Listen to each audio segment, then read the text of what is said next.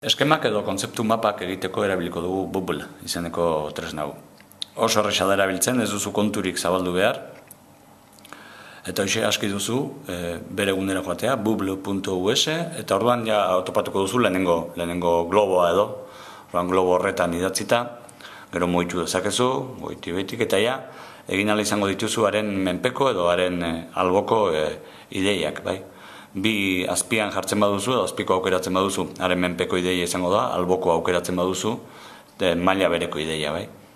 Ideia hauek edozein momentutan zuzendu eta berrikusi ditzakezu, bai.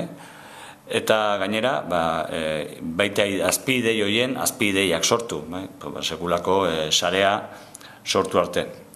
Aukerak ematen ditu globoaren tamainak edo letra tamainak, izki tamainak aldatzeko, baina hori, bakoitzaren gusto eta beharren arabera izango da.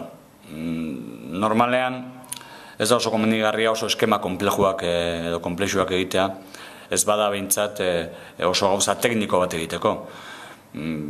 Guretzat, ziur aski zaigu eskema erabilgarri batekin, txikia baino erabilgarriarekin. Horretarako aholku pare bat ez apuntatu ideia osoak edo esaldi osoa, baizik eta hobe da, hitzak, kontzeptuak, edo momentu batean hoiekin lotu ditzazkezun irudiak edo baliagarri izan daiteken edo zer, erabiltzea gero, adibidez hitz egiterakoan, oso zaila izango baita ideiak bere osotasunean botatzea, bai.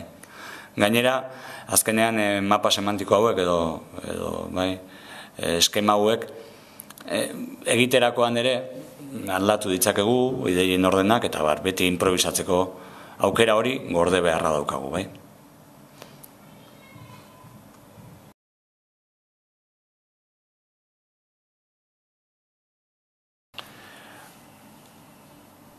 Eskema landu daiteke eta gero ere moldatu, baina ez baduzue erabiltzaile bezala kontua zabaldu nahi, bi aukera bakarri dituzue hau erabiltzeko. Eta bi aukera horiek goien tresna barran ezkerretara agertzen zaizkizue. Alde batetik, inprimatu dezakezue zuzenean, eta orduan, inprimatutako hori gero erabili eskema bezala, azalpena egiteko edo idazlana egiteko. Eta bestea da esportatzea. Esportatzen dizu, orain ikusiko duzuen bezala, irudi bezala, orduan zure eskema, hoxe da, hortxe, goien ezkerreta esport hori sakatu, eta orduan bi aukera dituzu, edo JPG edo PNG, eta orduan zure ordenagailuan gorde, eta irudi hori gero txertatu izango duzu nahi duzun lekuan. Dela ODT bat, dela Word dokumentu bat, dela blog bat, edo dela webgune bat, zuen nahi duzuen moduan erabili dezakezue, irudi hori bai ezingo duzuen moldatu.